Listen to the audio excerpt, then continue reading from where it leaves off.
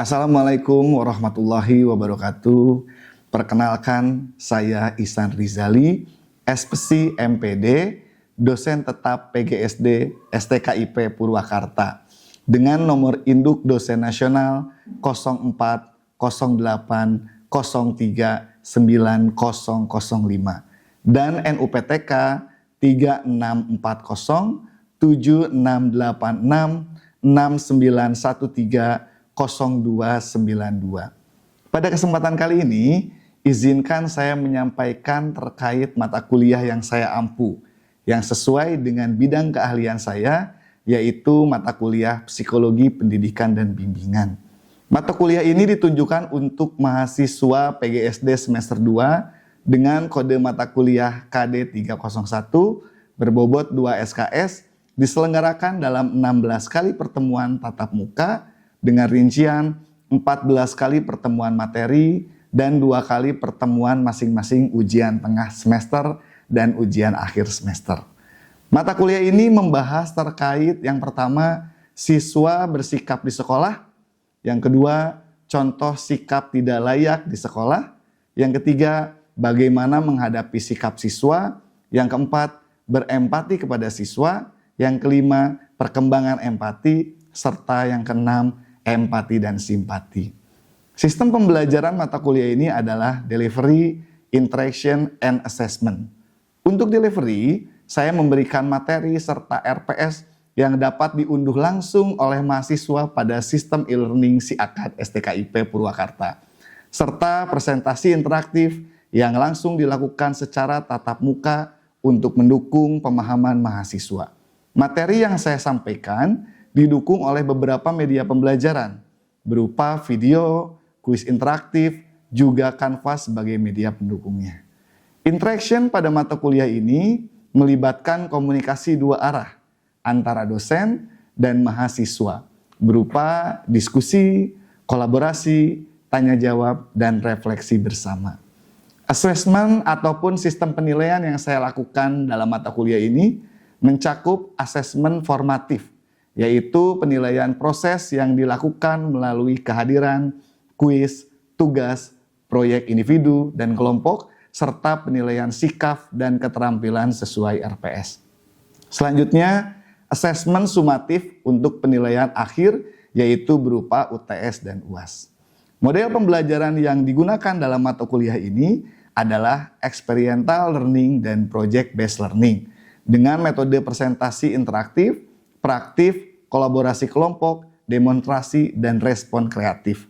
Referensi yang saya gunakan dalam mata kuliah ini ada berupa buku Psikologi Pendidikan dalam Perspektif Baru, referensi karya Sudarwan Danim, dan buku referensi lainnya. Baik, Bapak Ibu semua, berikut adalah video proses pembelajaran pada mata kuliah Psikologi Pendidikan dan Bimbingan dengan materi pada pertemuan 14, yakni sikap siswa dan empati guru. Mari kita simak. Assalamualaikum. Waalaikumsalam warahmatullahi wabarakatuh.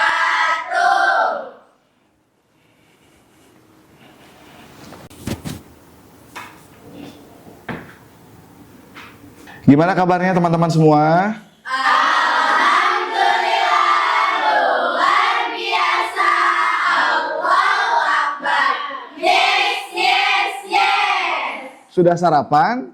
Sudah. Ya, alhamdulillah teman-teman. Sebelum kita mulai perkuliahan, kita baiknya berbaca doa dulu ya. Kita membaca doa menurut kepercayaan masing-masing, berdoa dalam hati mulai. Ya, selesai. Teman-teman, saya sebelum mulai ingin mengecek absensi hari ini ya.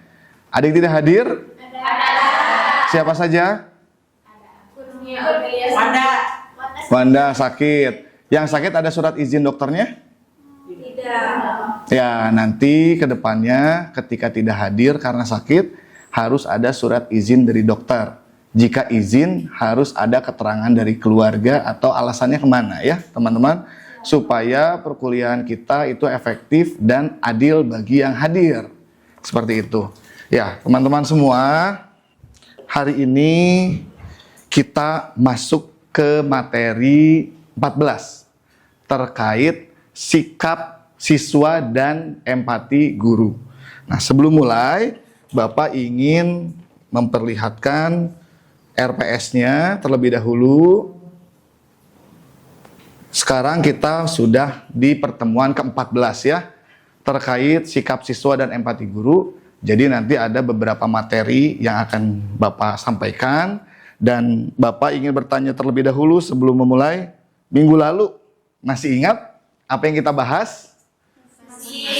Ya, terkait apa teman-teman? Yes, jadi minggu lalu kita membahas tentang sikap dan kepenasehatan guru terhadap siswa. Ada yang masih ingat? Minggu lalu kita bahas apa? Aku ingat.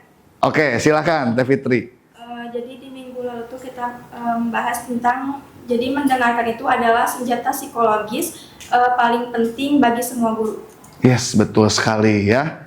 Oke, ada lagi yang ingat? Minggu lalu kita belajar apa? Ingat. Silakan Teh Syifa. Jadi mengenai materi yang kemarin, Mhm. guru harus bisa menjadi penasehat kepada peserta didik kapanpun dan dimanapun. Ya, itu betul teman-teman ya. Jadi minggu lalu kita membahas tentang bagaimana guru itu harus menjadi pendengar yang baik bagi siswanya. Karena bagaimanapun untuk mencapai keberhasilan siswa tidak bisa ditentukan oleh satu figur saja. Harus ada kolaborasi antara guru, orang tua, dan masyarakat sekolah, lingkungan sekolah. Itu harus sama-sama bekerja sama. Sebelum kita masuk ke materi, nah di sini Bapak mau menjelaskan terkait tujuan pembelajaran. Ya, teman-teman bisa lihat. Yang pertama nanti kita akan membedah bagaimana sikap itu mempengaruhi siswa itu melakukan sesuatu. Selanjutnya ada sikap-sikap yang muncul ketika di sekolah, sikap tidak layak. Dan bagaimana kita sebagai calon guru atau nanti sebagai guru menghadapi sikap siswa. Selanjutnya yang keempat, berempati kepada siswa. Kita akan mengkaji terkait guru dan empati itu seperti apa. Selanjutnya tentang perkembangan empati dan simpati. Ya, kita harus bisa membedakan itu. Ya, teman-teman, sebelum masuk ke materi sikap, saya ingin memberikan gambaran dulu terkait materi kali ini. Kita harus sepakati teman-teman, kesejahteraan psikologis adalah fondasi utama pembelajaran. Jadi ada kesejahteraan psikologis di dalam pembelajaran.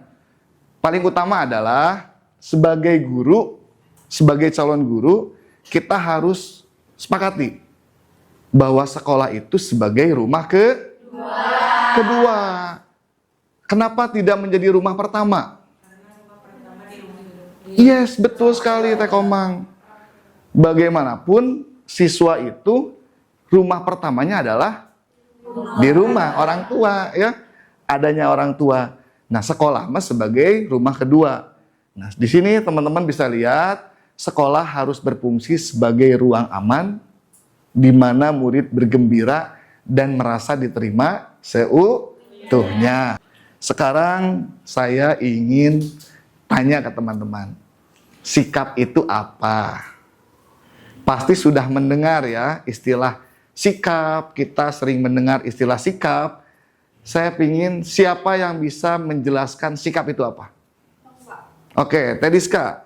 Oke, menurut aku sikap ini adalah cara seseorang memberikan respon terhadap suatu keadaan atau orang lain. Jadi respon itu tuh bisa dilakukan berdampak baik atau tidak. Gitu. Oke, betul sekali ya. Jadi sikap itu adalah respon yang dimunculkan oleh seseorang, baik itu positif atau negatif. Nah, kalau kita bisa lihat di sini, ya, ada model ABC. Yang pertama adalah afektif. Nah, apa sih sikap secara afektif itu? Yaitu bagaimana perasaan mempengaruhi seseorang untuk melakukan sesuatu. Baik itu rasa suka atau tidak suka di hati mereka. Jadi ketika kita memiliki atau menghadapi suatu hal, ada perasaan suka dan tidak suka, itu biasanya respon akan muncul. Nah, itu berupa sikap. Yang kedua, ada behavior atau perilaku. teman-teman bisa lihat, behavior atau perilaku itu apa? Tindakan nyata. Ya, jadi karena perasaan atau rasa yang dialami oleh seseorang itu mempengaruhi seseorang untuk melakukan sesuatu, ya, melakukan sesuatu. Yang ketiga adalah kognitif. Nah, teman-teman bisa lihat, kognitif itu apa? Ada keyakinan dan pemikiran apa yang ada di pikiran mereka atau di kepala mereka. Jadi apa yang dibayangkan atau dipikirkan seseorang itu biasanya memunculkan perilaku. Nah, yang harus kita waspadai sebagai mahasiswa di PGSD dan belajar psikologi pendidikan, juga calon guru, kita harus bisa ngontrol nih apa yang ada di perasaan kita, di rasa kita, terus apa yang bisa mempengaruhi perilaku kita, dan apa keyakinan atau pemikiran. Jangan sampai sikap yang kita munculkan itu merugikan diri kita atau orang lain, ya. Jadi 3 hal ini harus selalu berkorelasi, berhubungan. Nah, ini teman-teman bisa lihat ada resep rahasia pembentuk sikap. Yang pertama, pengalaman, imitasi, instruksi, dan kondisi fisik dan psikis, ya. Di usia SD, anak paling cepat menyerap sikap dari meniru gurunya. Imitasi, jadi mencontoh apa yang dilakukan oleh guru, ya, dan mendengarkan nasihat atau perintah. Jadi guru sebagai istilah guru digugu dan ditiru, betul. Bagaimanapun kita harus memberikan contoh yang baik. Bapak pernah memberikan contoh, ya, waktu minggu lalu. Bagaimana membentuk rasa sabar ke siswa. Kalau teman-teman ke kantin, ya, lagi ngantri, ada guru yang mau pesan di kantin tersebut. Biasanya mau ikut ngantri nggak di barisan siswa? Ya, kadang ingin diutamakan, ya. Nah, itu adalah hal yang hati-hati kurang tepat. Bagaimanapun, ingat, anak-anak itu mudah mencontoh dari imitasi apa yang ditampilkan, yang dicontohkan perilakunya. Gurunya aja nggak ngantri, berarti saya pun nggak usah ngantri kalau mau sesuatu. Nah, itu, ya. Nah, di sini ada simpati versus empati. Yuk kita menggunakan kacamata ajaib. Sebelum itu, saya ingin tahu dulu apa sih definisi simpati, pernah dengar? Ya, silakan. Siapa yang mau menjelaskan? Teh Alisa. Simpati itu adalah perasaan peduli, iba atau perhatian terhadap keadaan yang dialami orang lain, tapi itu nggak benar-benar merasakan atau memahami si orang tersebut. Oke. Suatu perasaan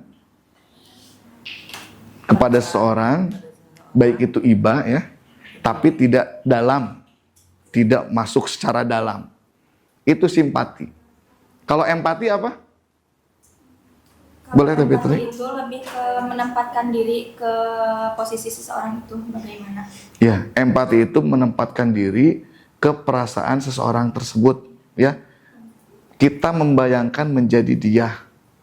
Kalau ada sahabat kita yang kehilangan orang tua, ya, kita harus merasakan bahwa bagaimana kalau kita yang ada di posisi tersebut, sehingga kita tahu apa yang bisa kita lakukan, gitu.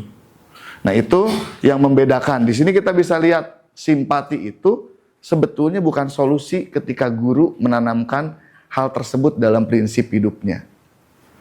Terkadang solusi simpati itu hanya ikut larut. Jadi kalau ada orang yang sedih atau ada anak yang sedih, kita ikut nangis, gitu, ya, ikut larut dan sedih, gitu. Dan hati-hati, itu kehilangan jati diri sebagai guru. Guru itu harus memiliki sikap berwibawa, sikap bagaimana dia dihormati oleh siswanya. Nah, sehingga yang lebih tepat itu kalau kita menggunakan kacamata ajaib adalah empati. Nah, seperti apa menggunakan kacamata ajaib untuk melihat dunia seolah-olah dari mata siswa, paham alasannya, dan bagaimana cara membantunya. Jadi teman-teman, terkadang kita ketika mengajar, siswa itu suka pingin cerita, ya. Teman-teman beres ngajar, langsung pulang atau gimana? Kalau misalkan sudah ada yang mengajar di sini. Nah, kalau ada siswa yang, Pak atau Bu, saya pingin ngobrol, saya pingin cerita, meluangkan waktu enggak? Nah, mulai sekarang kita betul harus belajar untuk meluangkan waktu, karena pendidikan sendiri tidak hanya mengajar saja, ya, tidak hanya mengajar dan melatih, tapi membimbing atau mendidik. Nah, ini contohnya, teman-teman bisa lihat, ketika ada anak yang lari-larian di kelas, apa yang dilakukan oleh sebagian guru, ya? Teman anak-anak duduk yang bagus. Jangan bergerak terus, tong kamanawai, duduk yang rapih, yang baik. Yuk mulai sekarang kita rubah kalimat itu dengan mendatangi dan kita tanya secara pribadi, kenapa kamu tampak gelisah? Atau ada yang membuat kamu takut? Jangan salah teman-teman, kita tidak tahu mungkin anak yang kesana sini itu, mungkin saja dia termasuk orang atau anak yang membutuhkan kebutuhan ADHD misalnya. Ya, bukan karena dia tidak mau untuk duduk, tapi karena memang secara psikologis anak tersebut aktif. Anak tersebut butuh tempat penyaluran keaktifannya. Selanjutnya, ketika anak melakukan kesalahan, langsung memarahi dan bereaksi cepat. Coba saya tanya, gimana kalau ada anak yang sedang tantrum? Mendiamkan dulu agar tenang, emosionalnya tersalurkan. Betul sekali. Jadi ketika ada anak yang sedang tantrum atau sedang menangis dan lain sebagainya, kita tidak bisa memaksa dia untuk segera diam. Mungkin kalau seandainya anak itu aman atau normal bisa saja. Gimana kalau anak tersebut autis? Kita nggak tahu. Ya, emosinya harus dikeluarkan dulu. Ya, biarkan kita beri jeda dan bernapas sebelum melakukan intervensi ya ke mereka. Mengabaikan perasaan siswa sepenuhnya. Nah, terkadang kita juga harus memahami apa yang dirasakan siswa. Ya, kita harus membuka dialog, membuka diskusi dengan siswa. Nah, ini teman-teman bisa lihat mengapa kacamata ini bekerja, ya, rahasia disonansi kognitif, empati rasa aman, menciptakan rasa aman tanpa takut, siswa berani mengakui kesalahan. Sikap berubah itu saat pikiran dan perasaan selaras. Ada istilah, jangan ngambil keputusan kalau lagi emosi. Ya, ternyata menurut Festinger itu betul, sikap itu ya bisa berubah, bisa jernih kalau saat pikiran kita itu merasa selaras dengan perasaan, sedang baik-baik saja. Makanya jangan pernah melakukan sesuatu yang ekstrim ketika kita sedang emosi atau mengambil keputusan. Nah, teman-teman, dari empati rasa aman ini, siswa menjadi penurut karena merasa dihargai, bukan takut ya. Lebih percaya diri dan tingkat bullying menurun karena melihat teladan guru. Saya harap teman-teman suatu saat menjadi guru, bukan menjadi guru yang ditakuti, ya, tapi guru yang disegani, guru yang disenangi oleh siswa, guru yang punya wibawa di mata siswa. Kalau guru ditakuti oleh siswa, materi nggak akan masuk secara psikologis ke siswa tersebut. Nah, jadi itu yang teman-teman harus ciptakan ketika nanti suatu saat menjadi guru ya. Ada kasus nih, coba teman-teman bisa analisis dengan kacamata empati apa yang sebenarnya dirasakan oleh Budi. Ada poin A, poin B, poin C. A itu apa? Afektifnya gimana?